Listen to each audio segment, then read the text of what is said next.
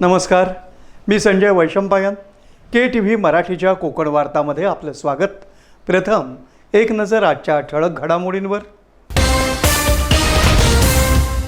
Rajapur post office passport सेवा केंद्र ठरतंय कोकणवासियांसाठी वरदान. 53,000हून अधिक नागरिकांनी घेतला लाभ. दक्षिण आफ्रिकेत होणाऱ्या जगप्रसिद्ध कॉम्रेड्स मॅरेथॉनमध्ये रत्नागिरीचे प्रसाद आणि अभिजित धावणार. रत्नागिरीसह संपूर्ण जिल्ह्यात मृग नक्षत्रावर पावसाचं जोरदार आगमन. पेरणीच्या कामांना वेग. आणि रत्नागिरीत राज्यस्तरीय ब्रिज स्पर्धेचा उत्साह. रेनिमी संघ आणि सचिन मुळे आरवी सोहोनी जोडी विजेती. यानंतरच्या बातम्या अल्पशा विश्रांतीनंतर. समुंदर की गोद में पला है तू, अंगड़ाई लेते ही लहरें शुरू. आज यौवन की मस्ती छोड़, ले चलता हूं तुझे एक नए मोड़. आजा तुझे माँ पुकारे अब, छेड़ देते हैं बीच से कुछ शरारत हंसी. गले लगा ले उसे ए फकीर, इंतजार कर रहा है तेरा तो. चल दे देते हैं उसे फसल की खूबसूरती तो. आजा तुझे माँ पुकारे अब, मीलों आगे चलना है हमें. सिर्फ फसल नहीं, तेरे स्पर्श की चाह में बैठे हैं शहरों में भी कहीं. उनके मुख पे भी लानी है मुस्कान, उन्हें भी देनी है एक नई पहचान. आजा तुझे माँ पुकारे अब. फिनोलेक्स पाइप्स पहुंचाए पानी को अपनी मां के पास. आणि आता पाहूया बातम्या विस्ताराने. भारत सरकारच्या परराष्ट्र मंत्रालय आणि भारतीय टपाल विभागाच्या संयुक्त उपक्रमातून सुरू करण्यात आलेलं राजापूर येथील पोस्ट ऑफिस पासपोर्ट सेवा केंद्र रत्नागिरी आणि सिंधुदुर्ग जिल्ह्यातील नागरिकांसाठी अत्यंत उपयुक्त ठरत आहे. या केंद्रामुळे पासपोर्टसाठी मुंबई किंवा इतर महानगरांकडे जाण्याची गरज कमी झाली असून नागरिकांचा वेळ, पैसा आणि श्रम यांची मोठ्या प्रमाणात बचत होत आहे.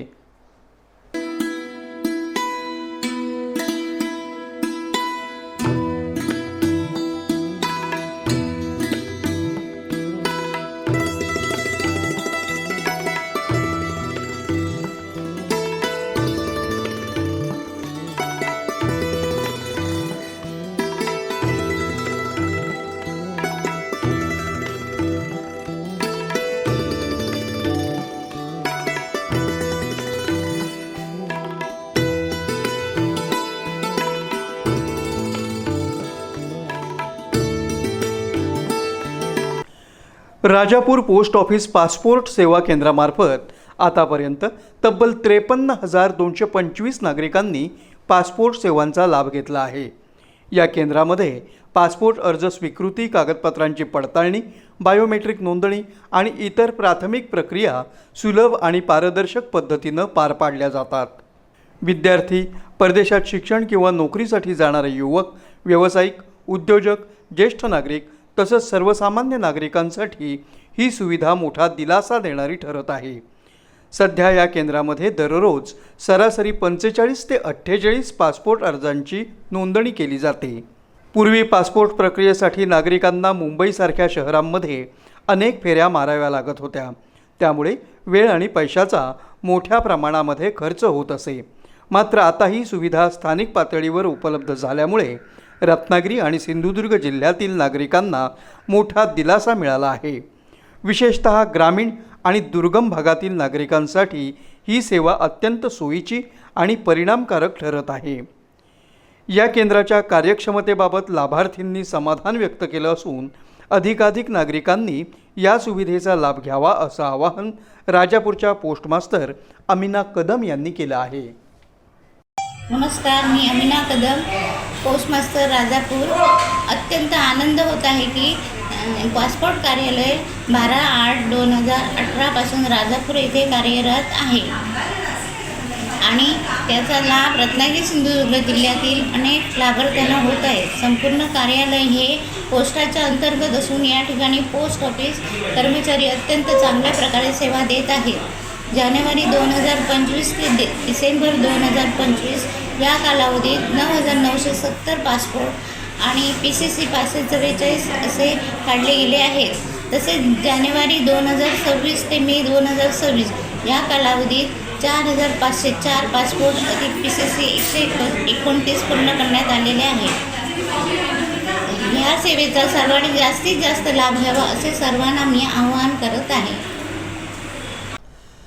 दक्षिण आफ्रिकेत 14 जून रोजी होणाऱ्या जगप्रसिद्ध कॉम्रेड्स अल्ट्रा मॅरेथॉनमध्ये रत्नागिरीचे प्रसाद देवस्थळी आणि अभिजित पड्याळ सहभागी होणार आहेत. या स्पर्धेचं यंदाचं हे 99वं वर्ष असून डर्बन ते पीटरमॅरिट्सबर्ग या दरम्यान 85.77 किलोमीटरची खडतर अप रन होणार आहे. प्रसाद देवस्थळी यांनी गतवर्षी ही स्पर्धा पूर्ण केली होती, तर अभिजित पड्याळ यांचा हा पहिलाच सहभाग आहे. या स्पर्धेसाठी रवाना होण्यापूर्वी दोघांनी ग्रामदैवत श्री देवभैरी यांचं दर्शन घेतलं. यावेळी विविध संस्था आणि धावपटूंनी त्यांना शुभेच्छा दिल्या. सातत्यपूर्ण सराव आणि कोकणातील चढ उतारांमुळे या स्पर्धेसाठी चांगली तयारी झाल्याचा विश्वास दोन्ही धावपटूंनी व्यक्त केला आहे. नमस्कार, मी अभिजित पड्याळ.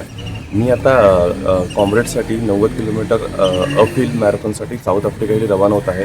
आत्ताच मी जस्ट भैरीबाबाचं दर्शन घेऊन आता पुढच्या कामगिरीसाठी जात आहे. तर यासाठी मला सर्व मित्रांची आणि माझ्या कोकण कोस्टल मॅरेथॉनमधल्या सगळ्या मंडळींची धावकांची खूप मदत झाली. मी प्रसाद देवस्थळी यांच्याकडून प्रेरणा घेऊन गेल्या वर्षी प्रसाद कॉम्रेडला 90 किलोमीटरसाठी गेला होता. तर त्याची प्रेरणा घेऊन यावर्षी जात आहे आणि पुढच्या वर्षी माझ्याबरोबर आमच्याबरोबर असे अनेक म्हणजे 10पेक्षा जास्त धावपटू कॉम्रेडसाठी जातील, दाखल होतील आणि खूप चांगल्या पद्धतीने तिथे आपलं परफॉर्मन्स देतील. तर या सगळ्या गोष्टीमध्ये सगळ्यांची साथ असणं खूप गरजेचं आहे, आशीर्वाद असणं गरजेचं आहे, सदिच्छा असणं गरजेचं आहे.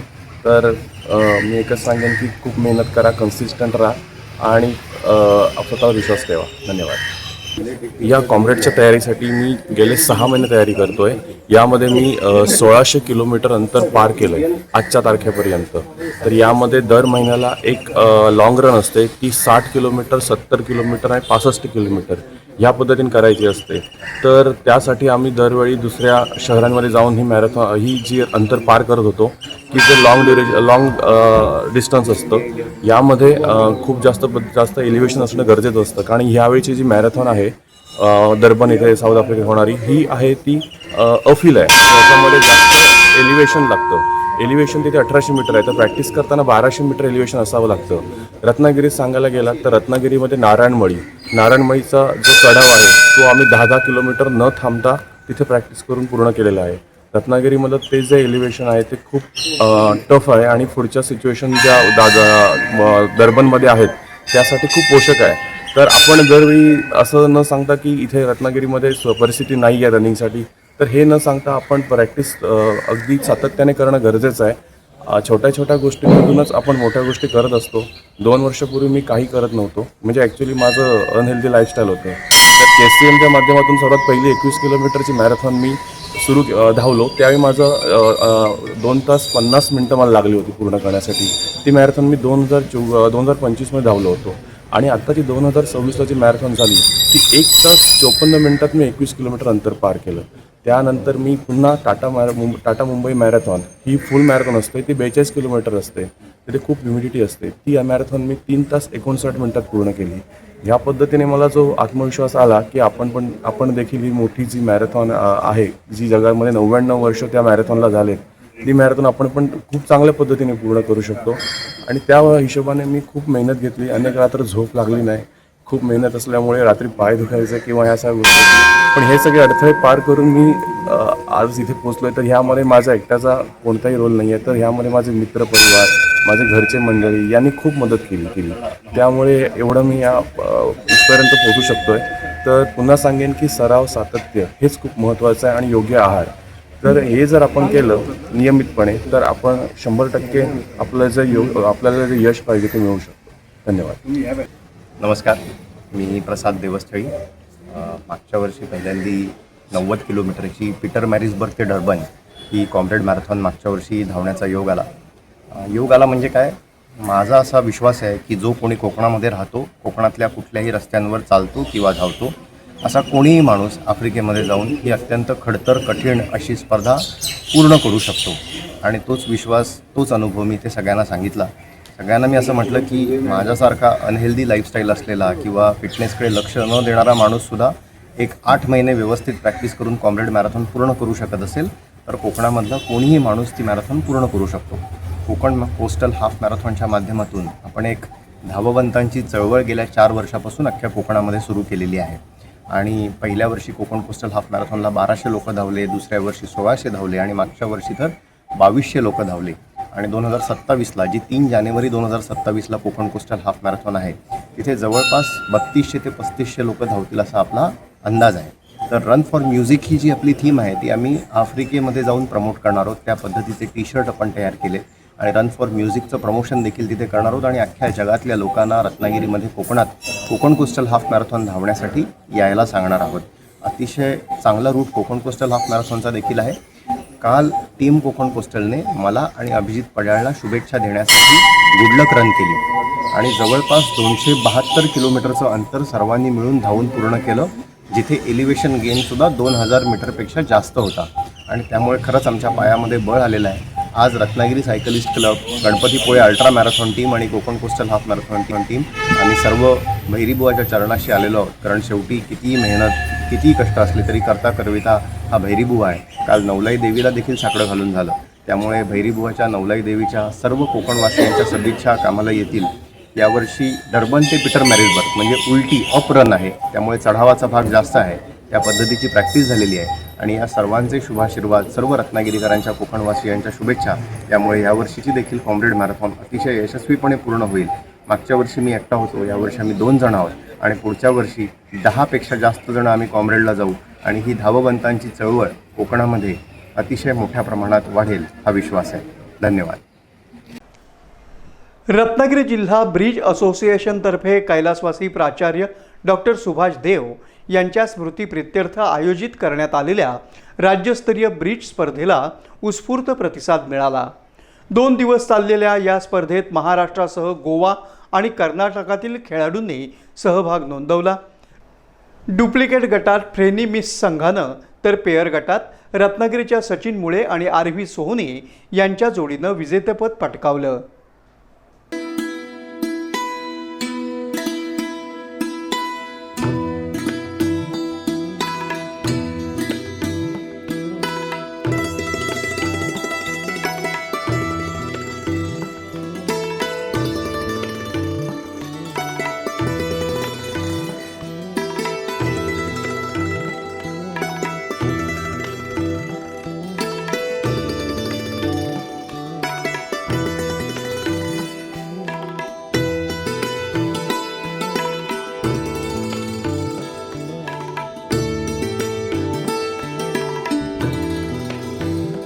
साळवी स्टॉप येथील नक्षत्र हॉलमध्ये आयोजित झालेल्या या स्पर्धेचं उद्घाटन श्रीमती सुखदा देव यांच्या हस्ते करण्यात आलं.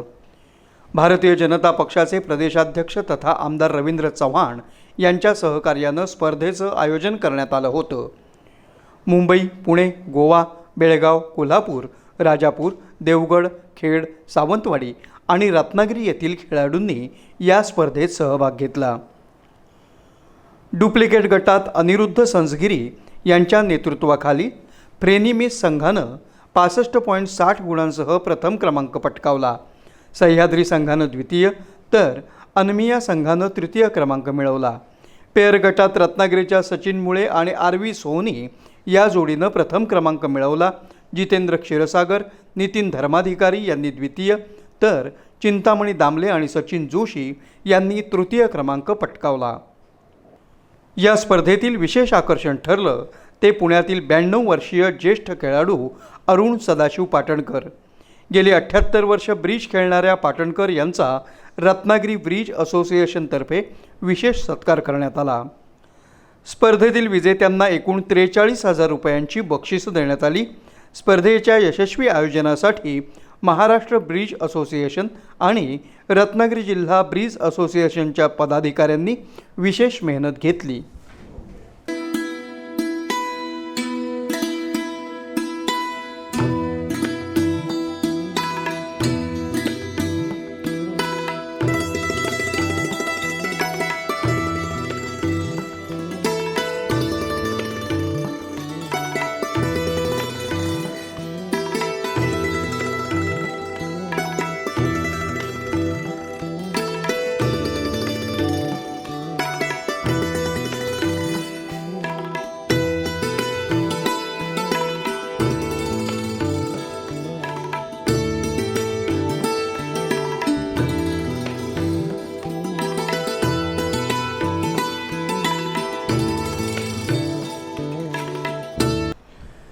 रत्नागिरी जिल्ह्यातील पावस कुर्धे इथं सुरू असलेल्या नवीन साकवाच्या बांधकामादरम्यान दुर्दैवी घटना घडली असून साकव कोसळल्यानं बांधकामावरील मुकादमाचा जागीच मृत्यू झाला आहे.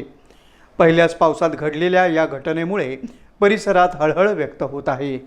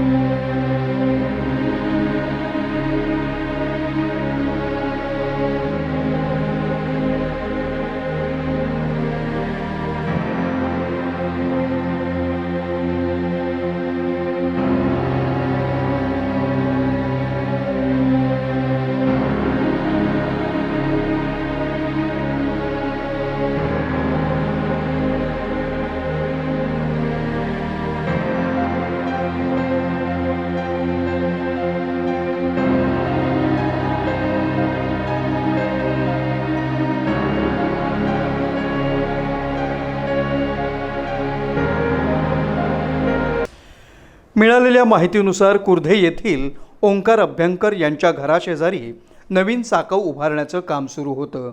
हे काम अद्याप अपूर्ण अवस्थेत असतानाच काल झालेल्या जोरदार पावसामुळे साकवाच्या संरचनेवर परिणाम झाला. आज सकाळी बांधकामाची पाहणी करण्यासाठी आलेले मुकादम आकाश काटे यांच्या अंगावर अचानक साकवाचा भाग कोसळला आणि या अपघातात त्यांचा जागीच मृत्यू झाला. घटनेची माहिती मिळताच प्रशासकीय अधिकारी आणि पोलीस घटनास्थळी दाखल झाले. पंचनामा करण्यात आला असून मृतदेह पुढील प्रक्रियेसाठी ताब्यात घेण्यात आला आहे. या प्रकरणी पुढील तपास आणि आवश्यक कायदेशीर कारवाई सुरू असल्याची माहिती सहाय्यक पोलीस निरीक्षक प्रमोद वाघ, नाटे पोलीस स्टेशन यांनी दिली आहे. नमस्ते, मी सहाय्यक पोलीस निरीक्षक प्रमोद वाघ, नाटे पोलीस ठाणे, अतिरिक्त charge Purnagad police Thane. Purnagad police Thane हद्दीत कुर्दी या गावामध्ये खोताचीवाडी आणि लिंगायतवाडी याच्यामधला जो ब्रिज आहे, छोटा ओढ्याच्या मधला, तो ब्रिजचं काम चालू होतं. तर स्लॅब ओतला होता अर्धा कच्चा.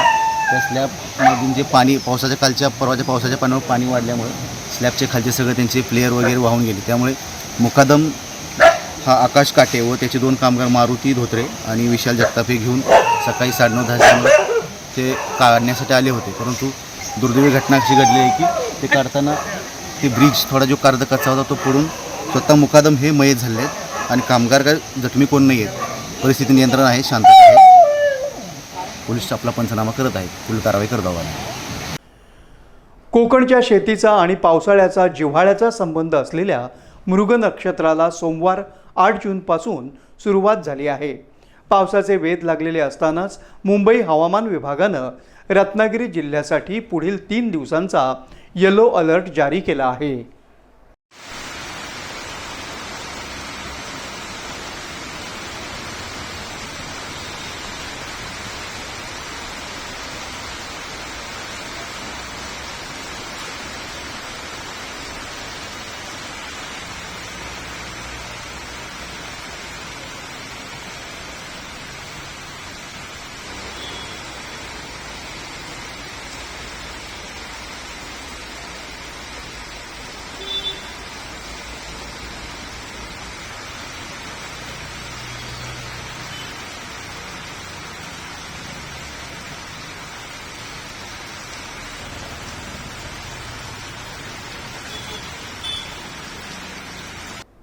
मृगाच्या आगमनासोबतच वादळी वारे आणि विजांच्या कडकडाटाचा इशारा देण्यात आल्यानं शेतकऱ्यांसह नागरिकांना अधिक सतर्क राहण्याचं आवाहन करण्यात आलं आहे. जिल्ह्यात सोमवारी सायंकाळी 6 नंतर मृग नक्षत्राच्या मुहूर्तावर पावसाचं जोरदार आगमन झालं. हवामान खात्यानं वर्तवलेल्या अंदाजानुसार सोमवारी दिलेल्या इशाऱ्यानंतर मंगळवार दिनांक 9 आणि बुधवार दिनांक 10 जून या 2 दिवसात जिल्ह्यात मेघगर्जनेसह वादळी पावसाची शक्यता आहे. विजांच्या कडकडाटासह सोसाट्याचा वारा वाहू शकतो, त्यामुळे बाहेर पडताना नागरिकांनी काळजी घेणं आवश्यक आहे. प्रशासनानं या कालावधीत सतर्कतेच्या सूचना जाहीर केल्या आहेत. विजा चमकत असताना सुरक्षित ठिकाणी आश्रय घेण्याचंही आवाहन केलं आहे. मृग नक्षत्राच्या पहिल्या 3 दिवसांच्या या वादळी इशाऱ्यानंतर 11 आणि 12 जून रोजी हवामानात सुधारणा होणार असल्याचे संकेत देण्यात आले आहेत. या 2 दिवसांसाठी हवामान विभागानं कोणताही इशारा दिलेला नाही. त्यामुळे 11 जून नंतर पावसाचा जोर ओसरून हवामान सामान्य होण्याचा अंदाज वर्तवण्यात आला आहे. मृग नक्षत्राच्या सुरुवातीलाच पावसाचे हे संकेत मिळाल्यानं शेतीची कामं वेग घेणार आहेत. मात्र विजांचा कडकडाट लक्षात घेता शेतकरी बांधवांनी शेतात काम करत असताना सुरक्षिततेची खबरदारी घ्यावी असं प्रशासनाकडून आवाहन करण्यात आलं आहे.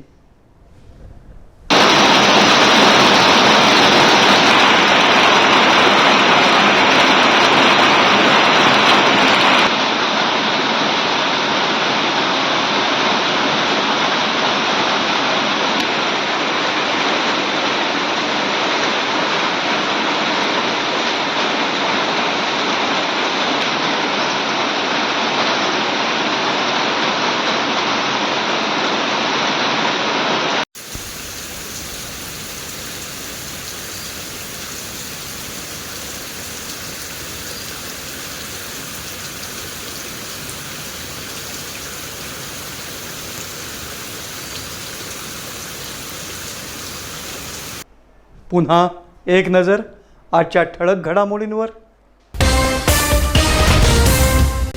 राजापूर पोस्ट ऑफिस पासपोर्ट सेवा केंद्र ठरतंय कोकणवासियांसाठी वरदान. 53,000हून अधिक नागरिकांनी घेतला लाभ. दक्षिण आफ्रिकेत होणाऱ्या जगप्रसिद्ध कॉम्रेड्स मॅरेथॉनमध्ये रत्नागिरीचे प्रसाद आणि अभिजित धावणार. रत्नागिरीसह संपूर्ण जिल्ह्यात मृग नक्षत्रावर पावसाचं जोरदार आगमन. पेरणीच्या कामांना वेग. आणि रत्नागिरीत राज्यस्तरीय ब्रिज स्पर्धेचा उत्साह. रेनिमिस संघ आणि सचिनमुळे आरवी सोहोनी जोडी विजेती. याबरोबरच आजचं हे बातमीपत्र संपलं. पुन्हा भेटूया पुढील बातमीपत्रात. तोपर्यंत नमस्कार.